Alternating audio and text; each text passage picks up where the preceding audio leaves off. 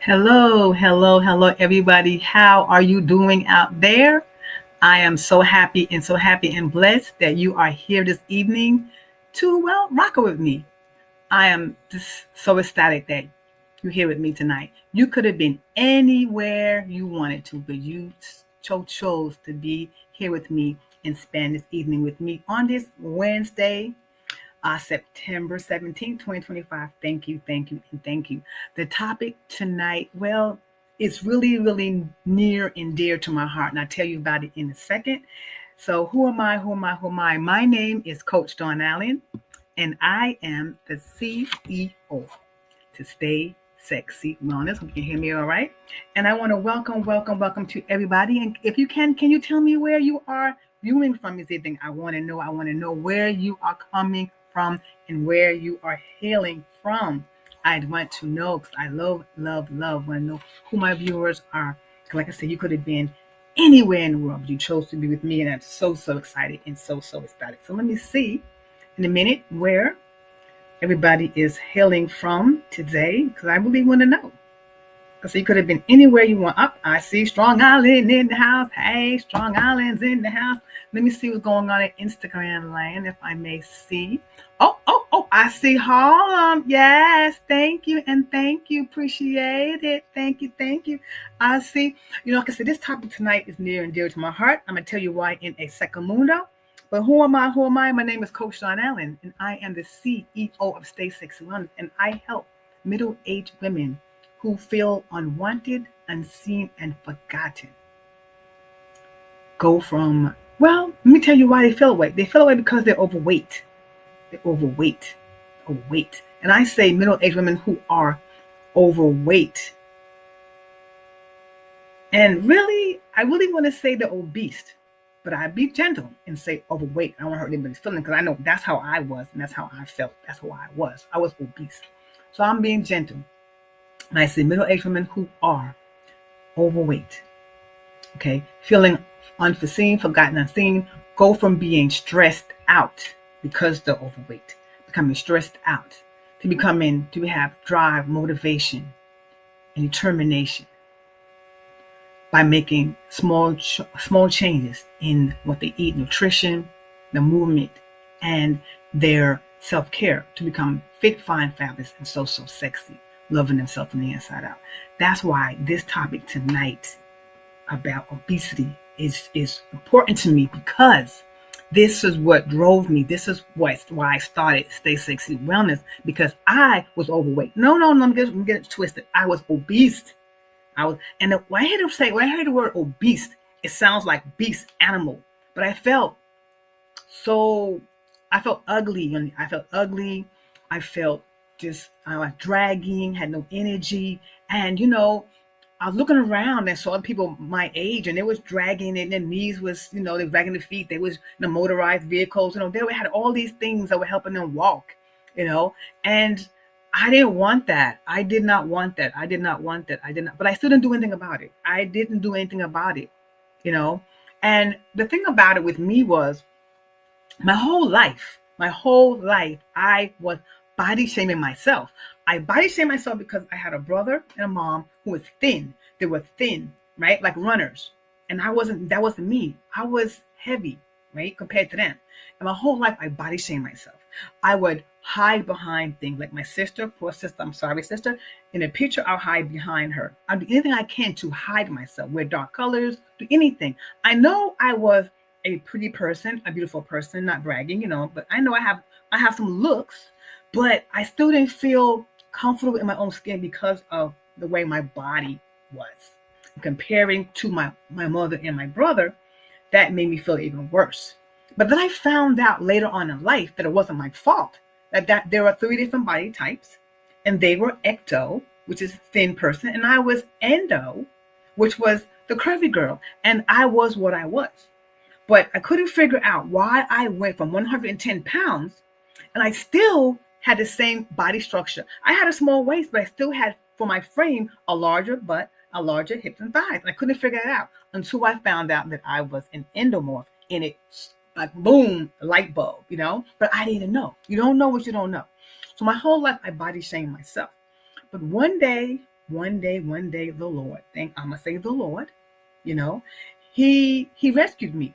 He told me to go to my scale. I went to my scale 3 times because the first time it said 203. I did not believe I weighed 203 pounds. Never would I weigh that. I said never, ever, ever would I weigh that. Not me, not she, not I, but I was. So I lied to myself and I said, how did I get here? So I had to calculate a little bit. And the doctor always tells you, you gain 1 or 2 pounds, and over time, compounding time, those 1 or 2 pounds times 30 years could be 30, 40, 50, 60 pounds. And yes, that the math was mathing. I didn't like that math problem, but the math was mathing. Okay. So what did the Lord tell me to do? I sought the Lord, and he heard and he answered, honey. Yes, he did. And he said, go to my computer. I didn't know why, but I just did it anyway. I didn't know what I was searching for, but I knew when I found it, I found the answer. It was a school that resonated with my heart, and it told me what to do. It just talked to me. So I signed up, and months later, I was an integrated nutrition health coach. And in that course, I studied hard, and I learned what to eat, when to eat, how to eat, right? And I didn't really realize it, but I lost 20 pounds just by changing my eating habits. All I did was learn how to eat, learn what, how, when to eat. So I said, this thing really works, but I'm not doing everything I'm supposed to do. So let me just do it right. So I added the physical activity. I added the physical activity that I didn't want to do because I didn't like to sweat. I didn't want to mess up my hair. Can y'all relate, ladies? Can anybody can relate? Not wanting to sweat to mess up your hair. I'm just saying, keeping it real. But I changed my thinking, and I learned how to, wear hairstyles like ponytail, like braids, make it work, make the fashion work, make the hair work, make everything work. So I rock the braids. Sometimes I want to go to the gym and I want to do what I got to do. And, I lost 30 more pounds. And altogether, I lost 50 pounds altogether, being that I did the nutrition and I added the physical activity. So that was that, and that's what I did. So tonight's episode is I'm really loving episode because of the activity, the about obesity and how I started it and why I started the obesity. So here we go. So I'm going to start up with some statistics. And instead, I'm going to talk about obesity, the timeline, when did it start, some causes and consequences, and I'm going to talk about some preventions and some solutions. So, okay? So I'm going to throw a lot of numbers. I'm going to throw a lot of numbers. I want to make a point. So we're going to talk about some numbers here. Okay.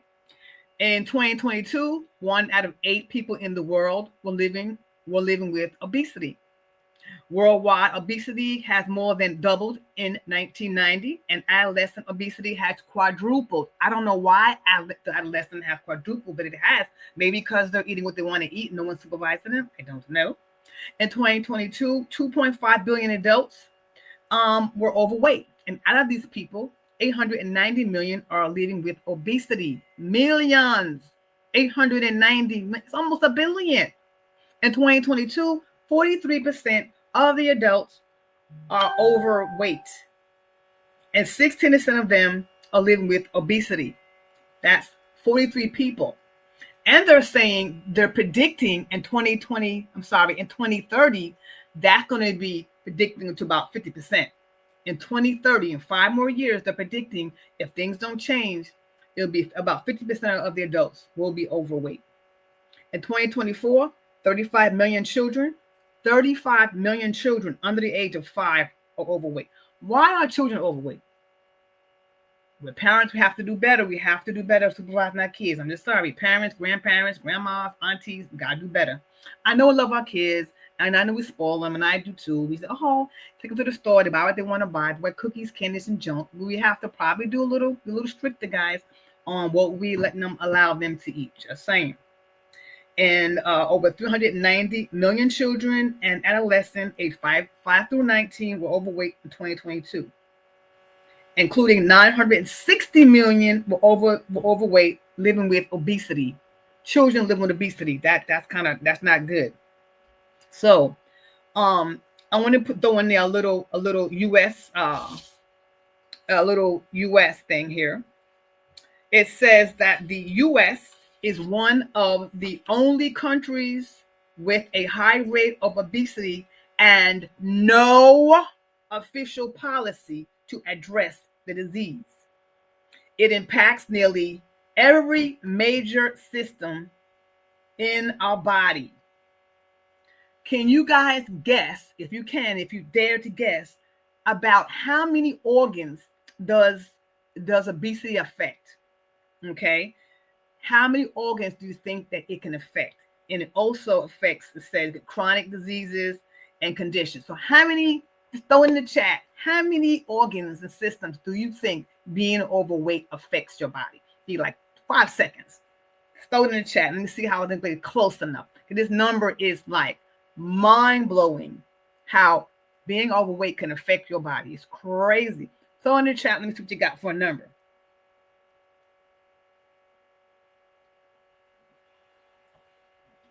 Anybody gonna guess a number? Let's see if anybody got a guess. Okay, 75. Somebody said 75. Hey, I see. Someone says 25. Okay, 98.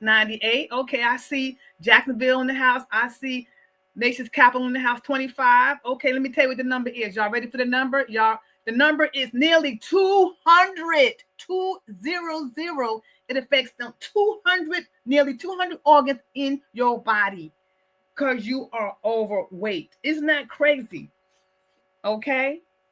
And I want to read another one more fact that says here that the American Medical and World Health Organization has classified obesity as a disease that should be treated like any other chronic disease. Okay, like heart disease, type 2 diabetes, high blood pressure, liver, kidney, and certain cancers. Do you think by this me reading you those statistics that you think that it should be treated as a chronic disease? Drop it in the comment. Do you think that it should be treated like a common disease? So the American Medical and World Health Organization has classified obesity. They classified it as a disease that should be treated like in any other chronic disease. What do y'all think? Put it in the chat. You think it should be? Yes or no?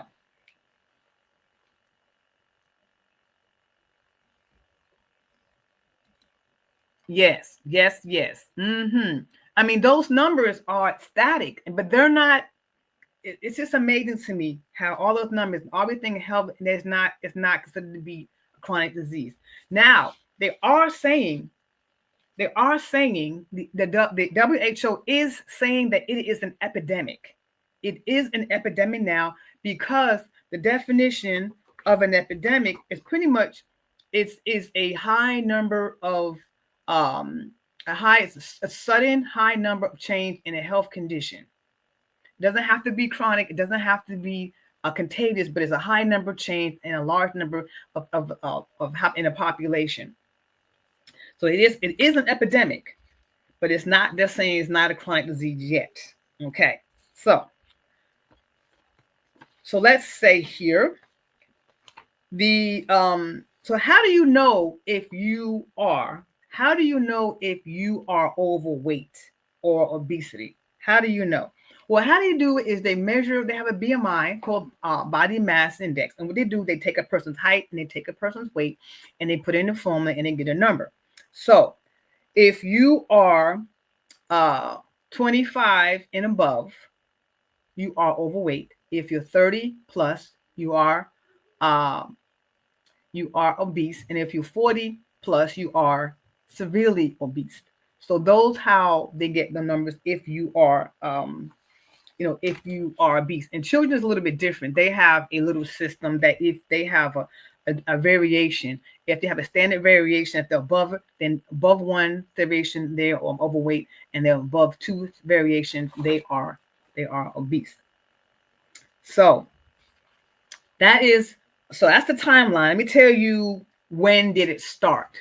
When did obesity start? So in the 1970s and 1980s, health officials noticed an increasing obesity in many Western nations.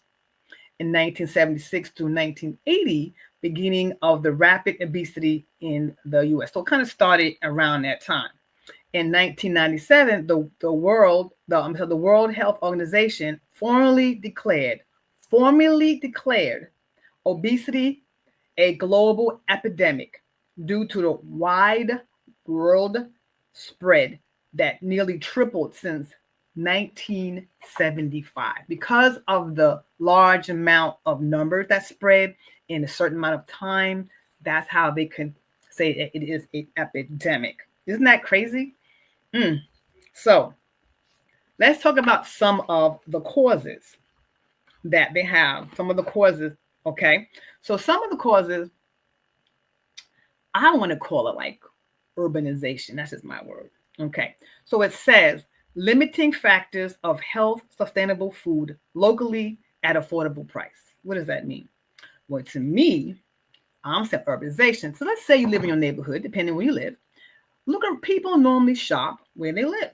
So if they have stuff like, I'm going to throw some name, McDonald's and Burger King, that's where they're going to shop at, right? They're going to shop. If they're hungry, they're going to shop where it was in a neighborhood. But the other neighborhoods have different type of restaurants. They might even have a whole food store. So basically, people shop in their neighborhood. Not always, but most of the time, you're going to shop. That's where you shop. That's where you buy your food, restaurant, and whatnot. So that's why I said limiting factors of health, sustainable food locally at affordable prices. Because then again, you only can shop where you can afford as well. Okay. So number two. So do y'all agree with that? Do y'all agree with what I'm saying? Can you relate to that? Pretty much, because I know if I have to go to a health food store, I have a little drive, and if I have to go to a Whole Food, I have to go. Do I go over a bridge now? Let me think. I have to go over at least one bridge. I think so. To go to a big grocery store that has a Whole Food, I have to go over a bridge. And maybe sometimes I might not feel going over a bridge. I might try to find something as healthy as I can without going over a bridge. Just saying. So can y'all relate to that? Okay. So number two, lack of safe physical mobility in the daily living. So sometimes people just don't do any activity. Maybe there isn't anything for them to do in the neighborhood. I don't know. Maybe they don't want to move around the house. Maybe sometimes you have to find things to do. Sometimes there's nothing to do. Like for instance, today, I was looking for it, but I finally found somebody can tell me where they have line dance classes. So I found out where they are. I know where they are 3 days a week. So sometimes you have to find places for some physical mobility to do. And it's not far. It's about 15 minutes. So it's okay. But sometimes you don't have the places nearby. You have to drive to places to do something. Okay. And number three, adequate legal, regulatory, and environment. What does that mean? Well, I'm going to give you an example of what that means. There's sometimes they don't really have some stuff are not regulated. Let me give you an example. If you go to the grocery store, for instance, let's say you want to you buy a lemon cake or something, a lemon pie. Okay. They say on it that the lemon pie has natural ingredients. So you say, oh, that sounds great. Natural. Yay. Natural means just one whole item. Like an apple is an apple. Nothing else has to be added to an apple to be an apple. Apple sauce, you have to add apple and other stuff to make it apple sauce. But you hear whole food, it's one ingredient. Okay. Or minimum, okay, one ingredient. So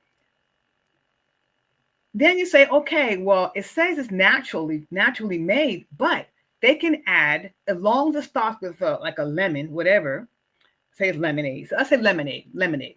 As long as it starts with a lemon, they can add whatever they want to that lemonade to make it taste better, to make it look better, to make you want to get thirsty. They can add whatever they want, as long as it starts with a lemon. So it may not be 100% natural, but they can put on the label it's natural ingredients. So that's what I mean. It's not, some of the things are not regulated the way it should be. Now, if you say organic, oh yeah, that's regulated to the street. They have to jump through hoops and stuff for their labels to be organic. Okay, so just give you an example. Well, those are some, to give you an example of some of the causes. And now, if you felt up a value anytime during this broadcast, I'm not gonna be upset. Or if you can relate to anything I'm saying, and you want to add to that, any other regulations that you know, there's plenty, but I'm just giving you an example of one. Some of the stuff is not regulated the way it could be, I feel, and should be.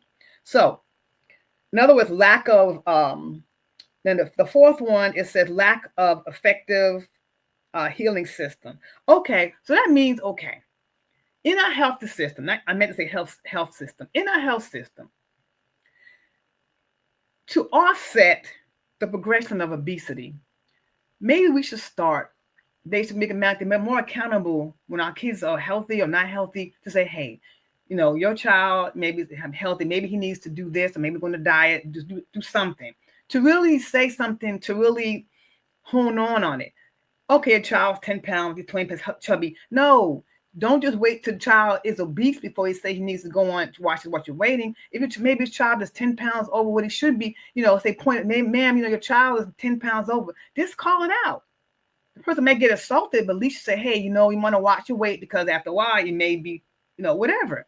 But just call it out. The health officials they have to also take some type of responsibility as well. Okay, so if you agree, let me know about what I'm saying. I would take any kind of say Amy saying the value. Thank you. You must read food labels for your health. Yes, agree. Those food labels are crucial because they can say some of the things that they want to say, and not everything is 100%. Like, you got to watch the labels, especially the sugar amount, because they might not say sugar, but they may use another word that means sugar. So we have to be really mindful of that for sure. I definitely agree with that, Mr. DC. Yes. So let's talk about some of the preventive ways and the solutions that can help. Okay. So, oh, you know what? One more thing about some of the food. So, and some of the food that I'm saying that we need to do as far as effective, they need to do a better way of labeling these foods, because they need to probably have, some of this food has a lot of high fat, they have a lot of sugar, a lot of salt, and they're not really telling it is 100% what's in it. And these people are just eating all this crap and really not really knowing what's going on. We got to do better educating our children as well. I knew some of the schools have health classes, but it's not really how it used to be. When I was growing up, we had a whole year of health. They might have a little semester, and it's not really telling us what we need. But anyway, prevention and management. We'll come back to that. So some of the things that we can do, like I said before, is let's talk about starting from the beginning, starting from perception, okay, and continuing to the early years. So they're talking about preventing it early. They're talking about even as far as when you're pregnant, to watch your weight. When you're 6 months, they want you to breastfeed if you can to 2 years old. Support behavior of children around eating, around physical activity, and moving. So they're saying we have to be mindful of our children, what they're eating, would make sense. Making sure they move their body and not sitting around the house doing this. They said sedentary, which means sitting around, especially now a lot of kids have their phones, they have their tablets, and they're sitting and playing on them games on a boutique all day. They got to get them out the house, let them have some fresh air. A lot of them are sitting around just, playing with their games and whatnot. And that way, limit their screen time. Watch out what they're eating. Watch them sugar sweetened beverages and energy dense food, and watch how they're eating, how much they're eating. Make sure that they're getting enough activity, enough sleep, and well, these are for adults as well. For adults, watch your alcohol. Make sure watch your stress levels, and as you watch the sleep too. Sleep for me is bad, but sleep, and you also have to watch your physical activity and what you're eating as well. And watch them sugars. If you want to have sugars, you can have healthy fruit and vegetables. Those are a better source of sugar, and also whole grains and nuts. They're also telling about the health practitioners. They need to be as well For they see a child that is overweight, they're saying that they need to establish that the child is obese, and they need to have provide integrated obesity prevention management for the adult as well as the child, including physical activity and what they say surgical measures too. Hopefully, it doesn't go that far, but yeah, they're really watching it. Make sure they watch their blood levels and the blood pressure and all of that. Make sure that that is also healthy and monitoring that, because that could be also be that gonna um weight gain also gonna affect that as well. Um, Food manufacturing, they also want to get them too, because they're making stuff that, well, the people are gonna buy what they can afford, right? And if they're making food that's it's affordable but not healthy, they have to do better on that. They want them to do better. They want to have to give people healthier food options that they can afford and that they desire. Now, just because they can afford it doesn't mean it could be nasty. I'm saying they don't want it, so they have to make foods that is affordable and healthy and also desirable, which makes sense. Um, and the food industry to make better make food that is less fat, less sugar, and less processed food. Let's come on now, less processed food. They want to be sure that, and like I said, the food that is available, they watch the salts, all that. Just make healthier food for everybody that they can afford to eat and they want to eat. That's pretty much it. Um, and one thing that I want to say as well is parents watch that doggone cereal. If you look, I'm gonna give you an assignment. The next time you go to the grocery store, look at the cereal that you buy for your person, and I'm sure that is a lot of sugar in there. It might be about 50% sugar. So look at that. I just want you to look at that cereal, because these people are they don't they're just selling us whatever they want to sell to make money, and they're doing advertisement that make, oh, I want to have that cereal, like like Blue's Clues or like whatever the new characters are these days. I don't know if they are these days, and so and so is drinking this drink and eat, and it's full of sugar. Just look at those food labels, please, for your cereal. That's your job assignment. That's your homework assignment. I'm giving you a homework assignment. I'm sorry. So, um, so also what they're saying is that the government also has to do a better job of regulating and helping, because they have. It says um, they have to do better with policies. It says they need to structure physical and regulatory action aimed at creating healthy food environments that make healthier food options available. This is the government, okay? As a health sector, in the health sector, they need design and equip to identify. So they want the health professionals to identify, prevent, treat, and manage the diseases as well. So they want everybody to be more responsible. So let me this last thing, and it says that the WHO, that stands for the World Health Organization. I love them. It says so who has recognized WHO the need to tackle the global obesity crisis in an urgent matter for many years. The World Health Assembly global nutrition targets aiming to ensure no increase in childhood overweight, and the NCD targets to halt the rise of diabetes and obesity by 2025. They were endorsed by the WHO member states. They recognize that accelerated global action is needed to address pervasive and corrosive problem of the double burden of malnutrition. The double burden is not having enough food, because some nations are starving, and we are eating too much.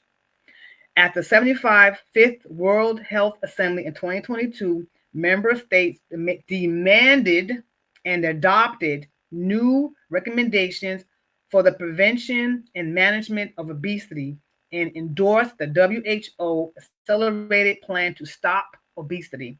Since its endorsement, the acceleration plan has shaped the political environment to generate impetus needed for sustainable change, created a platform to shape, streamline, and prioritize policy support implemented in countries and drive impact and strengthen accountability at national and global level. So the WHO, which is the World Health Organization, they are targeting uh, world obesity. And I think that is fantastic. What do you think about that? Put in the chat.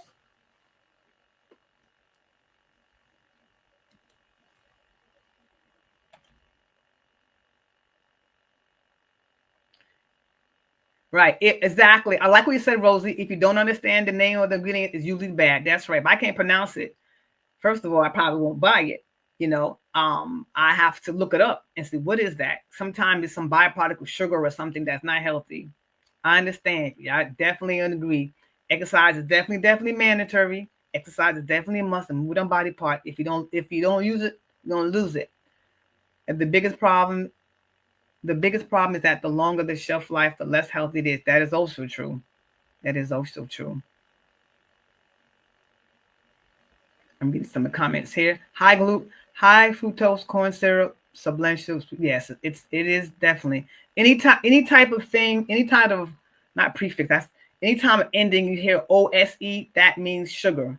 Fructose, bructose, glucose, butyrotose. Oh, it means sugar. That's the prefix, not prefix. That's the suffix that means sugar. I agree with that. That is correct.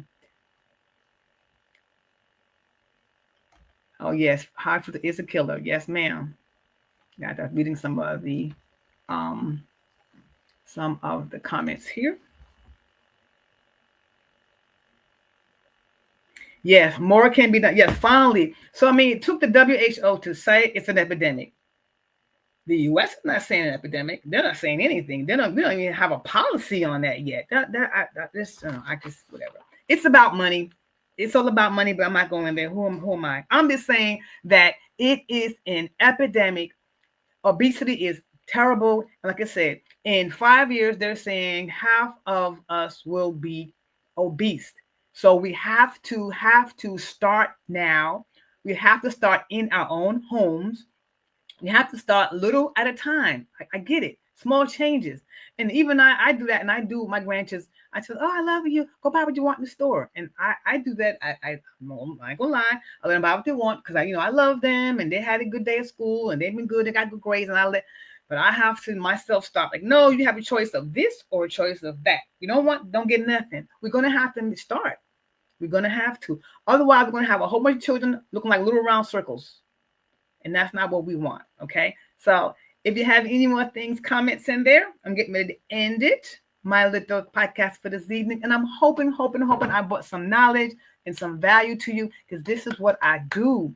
This is how I started Stay Sexy Wellness, so we can be well as sexy, but we have to be well on the inside first, so the outside can look well as well. So I hope that I gave you value this evening, because that was my whole down plan. But this I chose this topic because it's near and dear to my heart. Like I said, I body shamed for years, and I didn't have to, because like I said, I didn't know, but still I was still overweight. No, I'm gonna say obese, keeping it real, and I didn't do anything about it until now.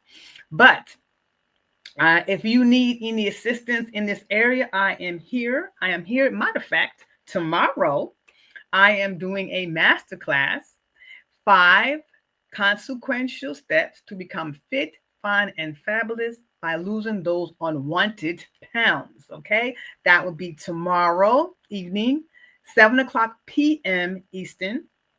And well, it is on Zoom, and it's on Zoom. So if you're interested in coming, I will drop the link after the podcast.